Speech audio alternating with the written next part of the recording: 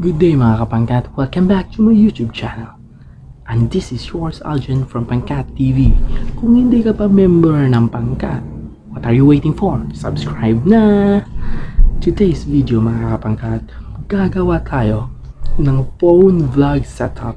And if you're vlogging using your mobile phone, here's you need to have para mag-setup ng isang vlog equipment. Guys, mga kapangkat, murang-mura lang, tapos quality na yung vlog mo. Let's check it out.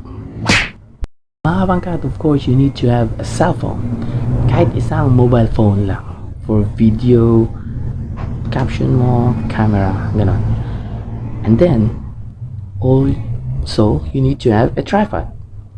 I use this tripod. Ito ang tinatawag ng octopus. Yun ang clip dito. Octopus tripod. Okay? And then, gumamit na rin tayo ng microphone. Ito yung Boya microphone. Dito yung Fury Shield na tinatawag nila. Parang dead cat. Sinasala yung hangin. Noise reduction. Like yung mga shh, ganun. Sinasala yun mga kapatid. Ay papakita ko sa inyo kung ano ang itsura ng Boya microphone natin. Let's unbox the Boya microphone. This is the manual.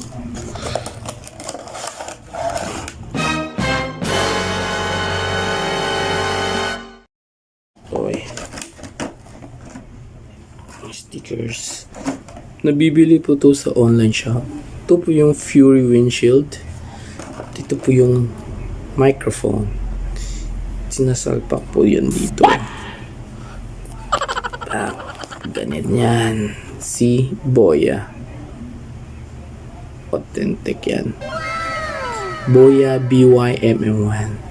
Yan. At saka mayroon siyang cord. Pag you're using sa cellphone, itong tatlong to, may tatlong guhit na yan. Yan yung for sa cellphone, yung parang headset. Meanwhile, itong dalawang guhit, ito yung sa mic. Ito. Yun. At ito naman ay sa phone. So, meron siyang another thing, cord. Pag dadalawang guhit siya, if you're using a camera like DSLR camera, itong dalawa, ito phone, for the mic, di ba? So, extra na yan. Ito po yung pang-mount niya. Ito i-screw mo doon sa shoe rack mo. And ito ay lalagay mo dito sa mic. Just like this. No. Ito. Na-mount na yan dito. Ganyan yan ang forma niyan.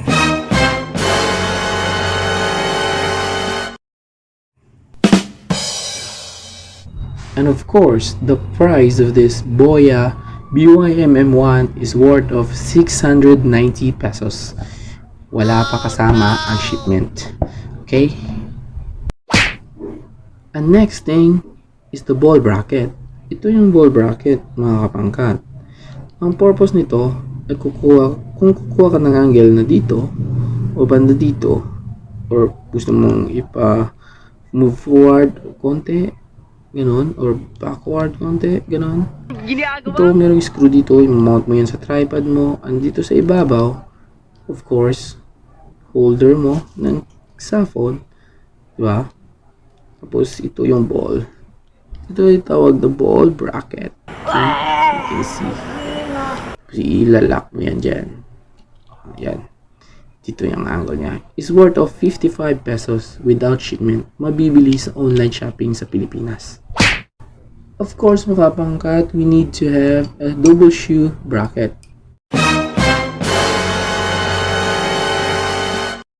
Ito yung pinili ko, double shoe. Isa dito, isa dito. So, metal product siya, metal in piece. Solid naman siya. Just in case na malaglag mo, nun, or matumba yung tripod mo, And it's worth of 139 pesos na mabibili sa online shopping sa Pilipinas. So, kakabit natin dito yung tripod sa gitna, yung butas, i-screw natin yung tripod natin. So, ang tendency niya, ganito siya. So, pwede naman natin lagyan dito ng, let's say, dito natin i-clip yung phone holder.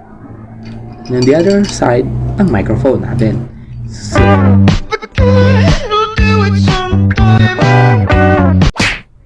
of course, tripod. Ito yung ginagamit ko.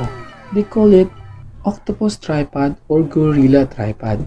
Na-adjust yan dyan ayon sa gusto mo, mga kapangkat. Ito yung clip. Dito mo i-clip yung phone mo. Tsaka may screw dyan. Okay. Makalimutan ko ang price nito. Mabibili din siya sa online shopping at sa Divisoria. Murang-mura lang. Ito yung setup niya. Tatayo yan siya dyan. Sexy ang tayo nyo. Gago! Okay. Yun, adjust mo lang yan. Mga kapangkat, isa-set up natin yung tripod natin. Together yung mga pinakita natin previous. So, tatanggalin natin yung phone clip. Screw lang naman yan. So, twist. Counterclockwise. Matanggal, okay. And then, now, ilalagay natin itong double shoe bracket. May butas yan, may screw. I-screw natin, okay? Ganito lang pag-set up yan. Just like this, ikot mo. Yun. Yan na yan. Tapos, ilalagay na natin yung ball bracket na binili natin. Yung purpose na. Okay? Doon. Yun. Yan. Diyan mo yan. Ilalagay. See? Okay. Yan, ball bracket. Maayos yan dyan kung gusto mo ng ganun na angle. Sa dito naman, ilalagay natin yung phone clip. O mas mainam kung meron kang phone adapter.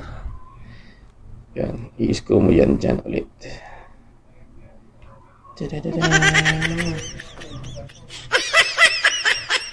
Ipitan mo.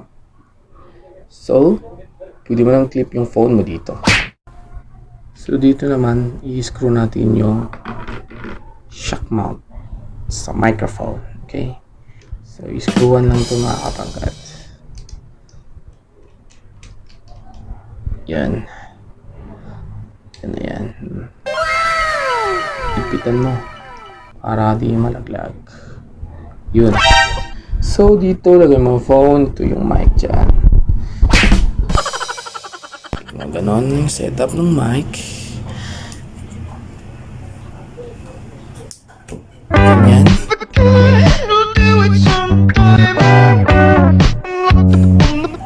Of course, cellphone in here. Cellphone dito, okay? Bali, ganito na yung setup. Gorilla tripod, shoe rack, double shoe rack, ball bracket, cellphone of course, and the Boya microphone. Ito yung OG jack na sinasabi ko, ha. Itong 3 lines sa cellphone yan. Okay? So, yun na yun mga kapangkat, ang pag-setup ng phone vlog natin. Murang-mura lang yun. Kayo na mag-compute sa mga prices na binanggit ko. Yun, tapos na, pwede ka na mag-start ng vlogging.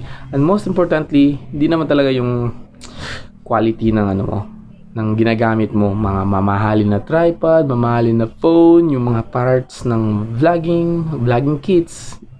That's not important. The important thing is yung content ng video mo, mga kapangkat.